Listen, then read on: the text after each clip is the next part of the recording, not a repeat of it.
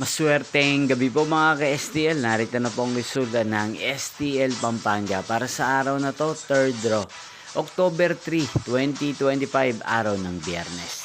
Naway ang mga natayan niyo po mga numero kanina ay manalo nawa ngayong gabing ito, 8 PM. Kaya kunin niyo na po ang inyong mga ticket. Narito na po ang resulta.